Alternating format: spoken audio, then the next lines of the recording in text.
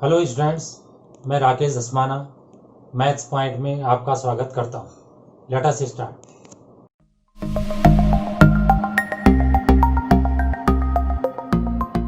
गणित विषय के अंतर्गत वास्तविक संख्याएं की प्रश्नावली हम हल करेंगे और प्रश्नावली हल करते समय जिसका उपयोग करना है उसके बारे में हल्का सा पहले मैं बता देता हूँ, बाकी इसे अलग से भी बताया जाएगा।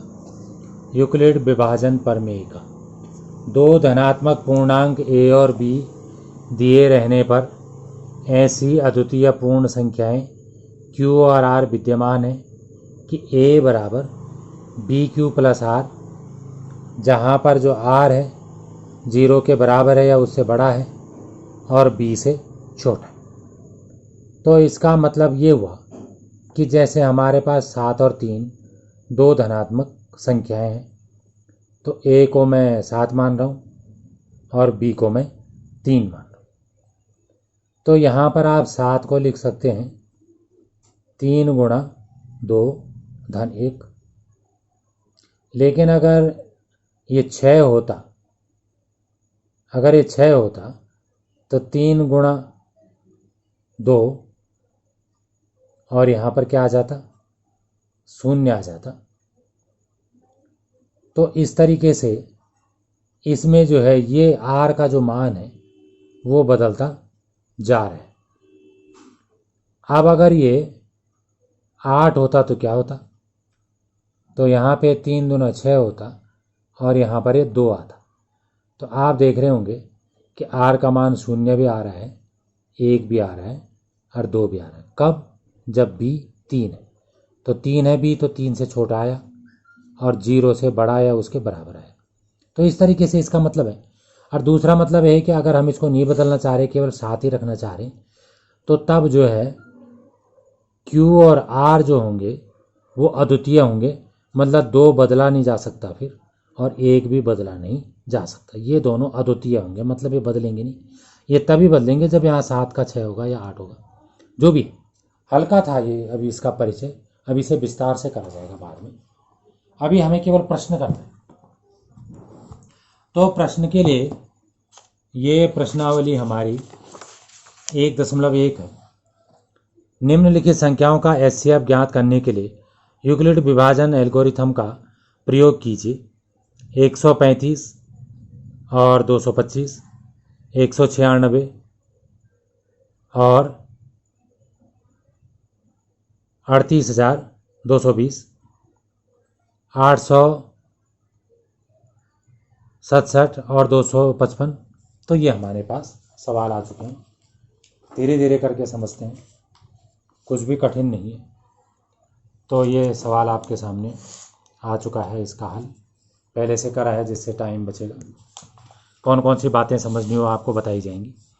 तो 135 और 225 का हमें एचसीएफ निकालना है। यहाँ 225 बड़ा है 135 से।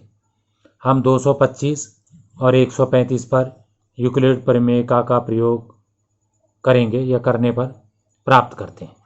तो आप ये देखिए 225 लिख दिया मैंने, 225 को 135 से भाग दे दिया, तो एक बार भाग चला गया, तो यहाँ पर ये 0 आ गया और यहाँ पर जो है ये 12 हो जाएगा, 12 में से 3 गए 9, 90 बचा।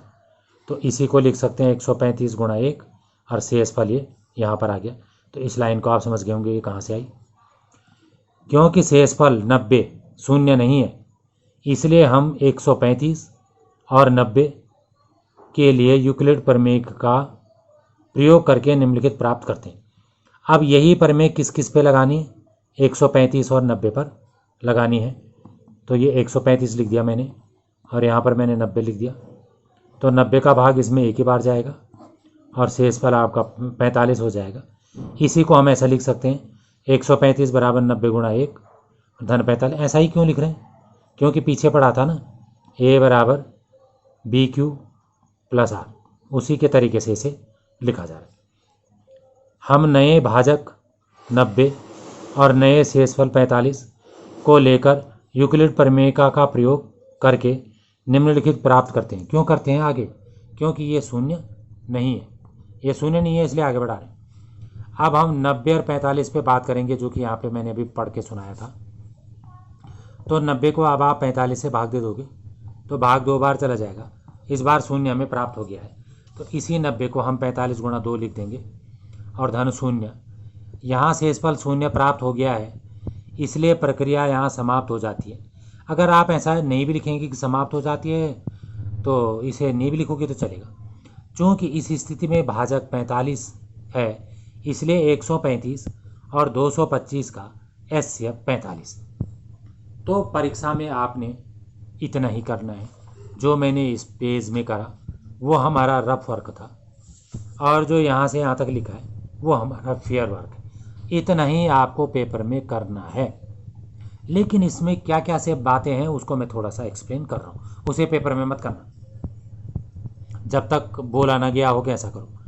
इसमें ध्यान देने की बात है कि जो 90 और 45 है उसका अगर आप HCF निकालोगे तो उतना ही आएगा जितना 135 और 90 का HCF आएगा, जितना कि 225 और 135 का HCF आएगा।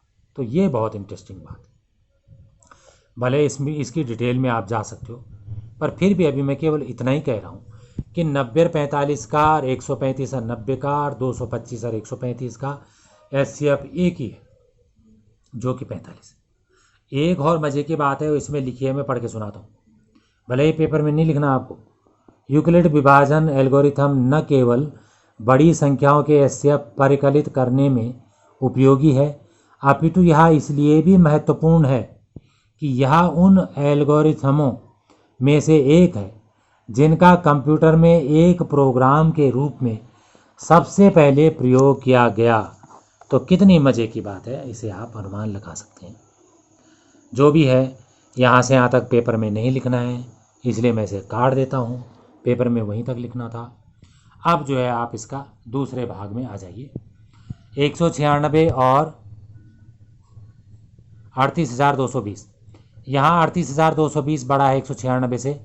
हम 38,220 और 196 पर यूक्लिड प्रमेयिका का प्रयोग करने पर प्राप्त करते हैं। अब 38,220 को अगर 196 से भाग देते हैं तो 195 बार भाग जाता है। अगर आपको भाग दे के करना है तो कर लीजिए, आराम से आपके समझ में आ जाएगा। और शेषफल यहाँ पे शून्य आ गया। पहली बार में ही शेषफल हमारा शून्य आ गया है। फिर भी मैं एक दो लाइन यहाँ पे लिख देता हूँ। रफ है ये। 38,220 को हम जो है 196 से भाग दे रहे हैं। तो आपको पता होगा कि यहाँ पर ये 3 संख्याएँ हैं, तो यहाँ पर हम 3 ही संख्याएँ लेते हैं। तो चूँकि 19 दूना 38 होता है तो 2 बार होने की उम्मीद है, लेकिन 6 दूना 12 करेंगे तो एक शेष भी आएगा, तो ये सही नहीं हो पाएगा। इसलिए यहाँ पर जो है एक ही बार होगा, तो एक ही बार में 196 यहाँ पर हम रख देंगे। अब इसका एक यहाँ ले लेंगे तो 12 में से 6 गए 6। अब यहाँ पर ये 7 हो गया, तो इसमें से एक यहाँ ले लेंगे तो 17 हो गया। ये 17 में से 9 गया तो ये 8 हो गया। और इसका एक यहाँ जा चुका है तो यहाँ पे 2 बचा, 2 में से 1 गया तो यहाँ पे 1 ही हुआ। अब इसके पीछे हम 2 रखेंगे। अब इसमें हम भाग देंगे तो इसमें भाग जो है 9 बार जा रहा है। आप ट्राई कर सकते हैं और ऐसे करके भी आप समझ सकते हैं कि यहाँ पे एक संख्या छोड़ लीजिए और यहाँ पर एक संख्या छोड़ लीजिए, तो 19 का भाग 186 में। तो यहाँ पर मैं 9 बार इसे लिखता हूँ और इसमें भाग देके इस तरीके से आप प्रोसेस को पूरा करेंगे। तो 195 बार ये भाग यहाँ पे चला गया। चूँकि भाग पूरा पूरा हो गया तो शेषफल यहाँ पे शून्य हो गया। फिलहाल भाग सिखाना मेरा उद्देश्य नहीं है, उसे आप कर लेना। यहाँ शेषफल शून्य प्राप्त हो गया है, इसलिए प्रक्रिया यहाँ समाप्त हो जाती है। चूँकि इस स्थिति में भाजक 196 है, इसलिए 196 और 38,220 का HCF 196 है। अब आप इसका अगला भाग देखिए। 887 और 255 हल करना है इसे, या 887 255 से बड़ा है। हम 887 और 255 पर यूक्लिड प्रमेयिका का प्रयोग करने पर प्राप्त करते हैं।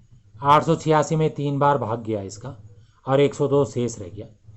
क्योंकि शेषफल शून्य नहीं है, इसलिए हम 255, ये वाला 255 और 102 के लिए यूक्लिड प्रमेयिका का प्रयोग करके निम्नलिखित प्राप्त करते हैं। अब 255 को 102 से भाग दे दिया, 2 बार भाग गया, 51 शेष हुआ, जो कि अभी भी शून्य नहीं है। अब नए भाजक 102 और नए शेषफल 51 को लेकर यूक्लिड प्रमेयिका का प्रयोग करके निम्नलिखित प्राप्त करते हैं। फिर 102 को 51 से भाग दे दिया, 2 बार भाग गया, मज़े की बात है, शेषफल शून्य आ गया, अच्छी बात है। यहाँ शेषफल शून्य प्राप्त हो गया है, इसलिए प्रक्रिया यहाँ समाप्त हो जाती है। क्योंकि इस स्थिति में भाजक 51 है, इसलिए 887 और 255 का HCF 51 है। धन्यवाद।